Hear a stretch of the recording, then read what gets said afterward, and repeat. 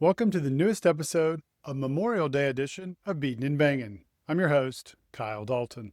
First and foremost, on this day of remembrance, I want to thank all those who made the ultimate sacrifice and their families. In today's video, we'll recap the patriotic weekend from Charlotte Motor Speedway, starting with some exciting news for Kyle Busch fans that included a confession, a candid answer from Christopher Bell on the unexpected departure of his spotter last week, a practice and qualifying session that was a prime presentation and a precursor of things to come, an absolutely thrilling race that capped off the greatest day in motorsports and ended with Ross Chastain smashing another watermelon. And we'll wrap up with a cool new feature this week and another giveaway. What's the giveaway for? It's to celebrate what happened with Friday's video when the channel officially surpassed 5 million views. I'm so grateful to each and every one of you for making it happen. It's been quite the journey over the past 2 years, talking about lots of NASCAR news and even getting personal with you, sharing details of my life, including some tough moments like the death of my mother or missing the Daytona 500 earlier this year. So as I say at the end of each video, thank you so much. I sincerely mean that. Stay tuned because at the end of the video, I have a celebratory giveaway plus the announcement of last week's winner of the Christopher Bell diecast. Now let's get to some racing news.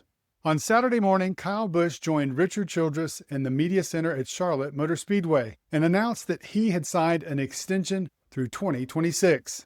I know based on social media, Rowdy fans have mixed feelings, but I thought the most interesting thing from the press conference was a candid confession by Busch and why his team has struggled since 2023. Being able to continue on when I first joined, I feel like there were some things that we were doing within the rules at that time that got us some extra speed, and then there was definitely some things that kind of came down that they didn't like us doing, and so that's sort of where we've lost a little bit. If people are wondering why have we not been able to win like we did in the first 16 races. Hearing that, all I could think was, what did NASCAR clamp down on and change in the rules? Obviously something that's changed the winning ways of the number 8 team, which reached a winless streak of 70 races on Sunday. Also on Saturday, Christopher Bell met with the media and talked about the big news for the number 20 car last week when his spotter, Stevie Reeves, unexpectedly quit after the All-Star race. Take a listen to what he had to say when asked about it. Yeah, I was surprised as well. It was all Stevie's decision. He made the decision on his own to quit, and that's all I'm going to say. Was that your decision? Was it a team decision? How did you guys end up with him? Yeah, I mean, clearly there's not a ton of options out there with everybody having jobs and continuing on through the season. So there weren't a ton of guys out there. I nothing against Phil Pott, but he definitely wouldn't have been high on the list with his experience level if we weren't in this situation. But with that being said, he's trying to get into the spotter scene, and it made sense to go that direction. I think he did the Martin Truex car in the Daytona 500, so he had his foot in the door with our company. And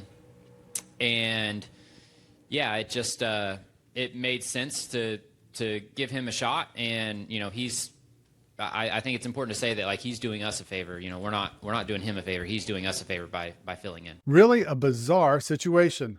There's more about this in Sunday's race. Moving on to later in the day to practice and qualifying on Prime, and the first thing I immediately noticed was just how clean the graphics are, like the actual fonts. Take a look at it and you can see they are so clean. Just an overall good presentation.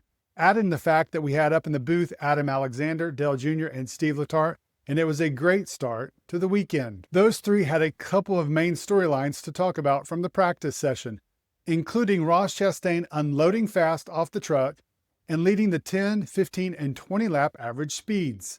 Unfortunately, it didn't translate into a good qualifying run because he never made one after having a tire issue and crashing. For Kyle Busch, who less than an hour before had made the big announcement on his extension, he encountered troubles with a steering issue and didn't even make a full lap during practice.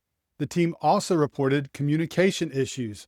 All I could think was, is this a bad omen? When qualifying concluded, Chase Briscoe, who qualified on the pole at Daytona in the first Crown Jewel race of the year, qualified on the pole again for the Coca-Cola 600. Moving on to Sunday and the greatest day in motorsports. I watched the end of the Monaco Grand Prix, which was won by Lando Norris. But I watched all of the Indianapolis 500, which turned out to be an absolutely wild and wacky race from the start. Hell, it was chaotic even prior to the start, when Scott McLaughlin crashed and ended his day before even taking the green flag. Once the car started rolling, it didn't last long, as Marco Andretti crashed on the first lap. Soon after that, there were reports of sprinkles and yet another caution. The talk on social media was, with all of these cautions so early, would Kyle Larson make it to Charlotte on time? Larson didn't have to worry about that. He made a mistake and crashed on lap 92. In the end, Alex Palou drank the milk because he won his first race on an oval and won his first Indy 500. Which takes us to later in the day, and after an awesome patriotic pre-race, Larson was back on the track. Many thought, myself included, that Larson would be driving angry after what happened earlier at Indianapolis. It sure looked that way in that first stage. After his Hendrick Motorsports teammate William Byron took the early lead, Larson took control on lap 9. He stayed out in front and appeared to be the dominant car. That was until lap 43 when his day got exponentially worse and he went for a single car spin. William Byron reassumed the point and battled Tyler Reddick. It turned out to be an HMS news-filled first stage as Alex Bowman, who was running 9th, got loose, hit the fence, and slid to end the first stage, which was won by Byron. He was followed by Reddick, Christopher Bell, John Hunter Nemechek, and AJ Allmendinger. Moving on to the second stage, and while the Chevrolets and Toyotas had battled up front in stage 1, the Fords struggled. There was no better evidence of this than Team Penske. 10 laps into that second stage, Austin Cindric was the top car running 11th. Ryan Blaney was 21st, followed by Joey Logano in 25th, and Josh Berry in 26th. The 2023 champion was not happy. I don't know. I need some fucking good track position. Monkey fuck back here. No, it's a shit show. Doing everything we can here, all of us. There was another team radio conversation shortly after this that I heard between Kyle Busch and his spotter Derek Nealon, which was noteworthy. Take a listen. Was that he squeezed in the water? Was that the one leaving so much space to the wall? Which lap? The 4-1? No. When I about just wrecked on the front stretch 2 laps ago. He fucking flipped me off. Was that my fault or his? Wasn't your fault. You haven't done anything wrong. You're the one that lets everybody run you all over the track.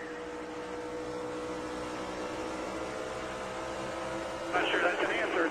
I don't know if I was more surprised by Nealon calling out his driver or Busch's lack of a response. Maybe Busch will be looking for a new spotter, too. As I mentioned, the Toyotas were running well, including Legacy Motor Club, with John Hunter Nemechek running 5th and Eric Jones running 7th. Unfortunately, team owner Jimmy Johnson, who was making his 700th career start, was not. He got loose in turn 4, hit the wall, and started a crash that involved multiple cars. Johnson finished last. William Byron proved to be dominant again, leading 86 laps en route to his second stage win.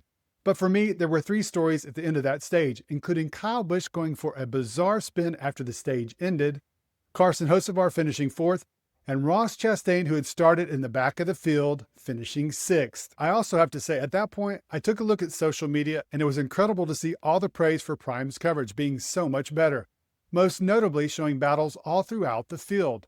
I saw one comment that I thought summed it up best by saying, "They're showing us NASCAR the sport, not NASCAR the weekend carnival with fast hot rods." In the beginning of that third stage, I was listening to the radio of Ty Gibbs, who was making his 100th career Cup Series start, and he was not happy with his teammate Christopher Bell after getting squeezed by the number 20 car. Smart. It's fluid throttle. Smart. Right on. Yeah, just buzz the right side there. Side full. Doug Grundy, he's not stamped clear. Remember, he's working with a new guy too for the first time.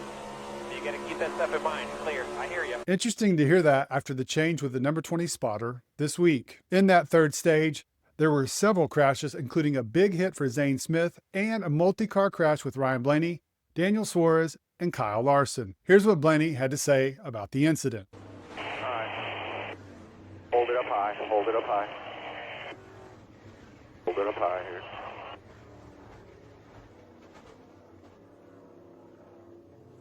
Sorry, guys. 99, not clear. That incident officially ended Kyle Larson's day, and for those counting, he finished 597 of the potential 1,100 miles on the day. The end of that third stage was highlighted by some incredible racing between Denny Hamlin and William Byron, exchanging the lead multiple times. Carson Hocevar also made his presence felt, running third behind the two leaders. In the end, Byron won a third consecutive stage with Hamlin finishing second, followed by Hocevar, Reddick, and Chastain. In the fourth and final stage, Hocevar started second and appeared to be in position to capture his first Cup victory, until he wasn't.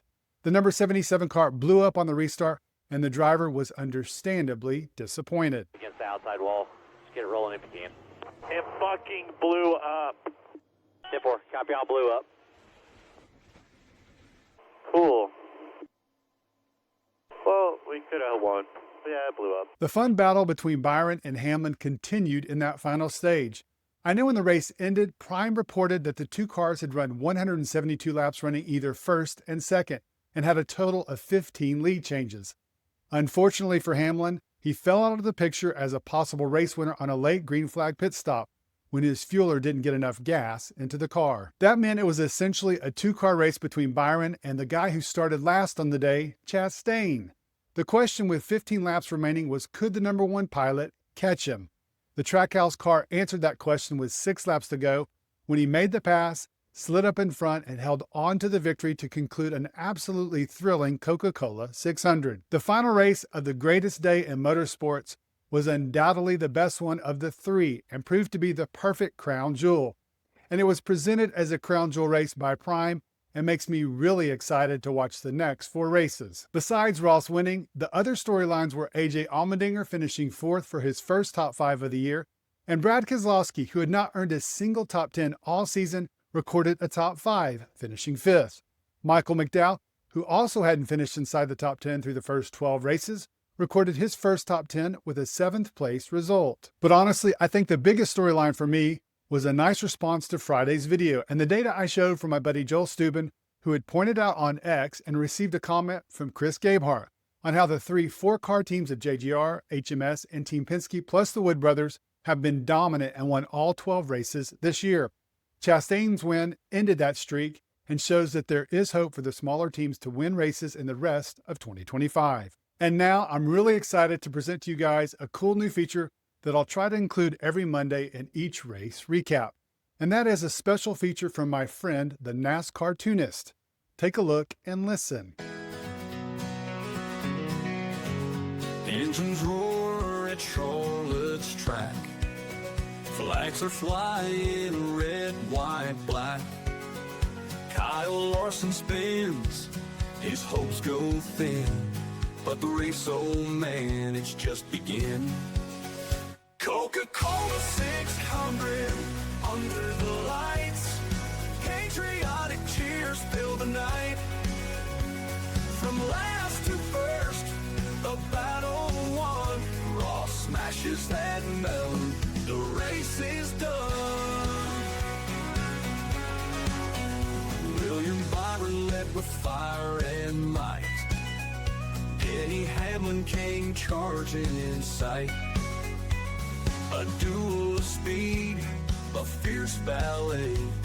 But the checkered flag had another say. Coca-Cola 600 under the lights. Patriotic cheers fill the night.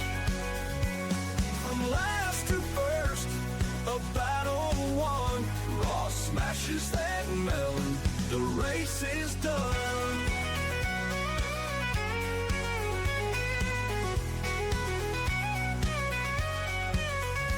On the back of the pack, he rose so fast. Ross Chastain proved the die was cast. Smashing melons, a sweet victory. The pride of the crowd for all to see. Coca-Cola 600 under the lights. Patriotic cheers fill the night. From last to first, a battle won. Ross smashes that melon. The race is done.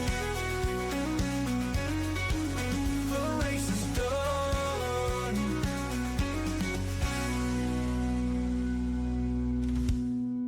I hope you liked it. Expect more of these the rest of the season. And finally, it's time to announce the winner of our Christopher Bell diecast from last week's video, and it is JKUBYS. I think that's J Cubis.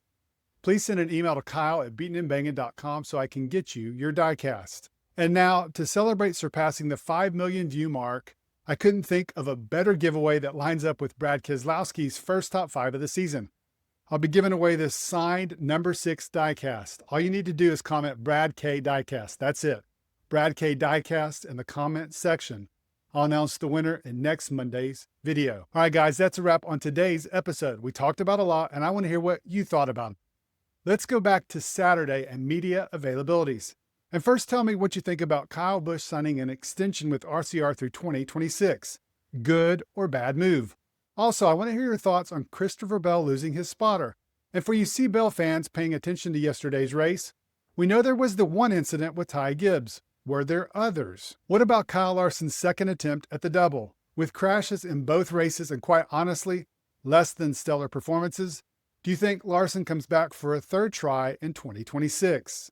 And what about that race? There were storylines aplenty, including Prime's coverage, which I'm really curious to hear what you guys thought about that. Plus, let me know what you thought about the battle between William Byron and Denny Hamlin. And finally, Ross Chastain getting his first win in 2025 and ending the dominance of the 3 powerhouse teams. And what did you think of the NASCAR Toonist race recap? Thanks again for supporting the channel and going with me on this journey the last couple of years and helping me reach 5 million views. I really appreciate it and hope you have a great rest of your Memorial Day.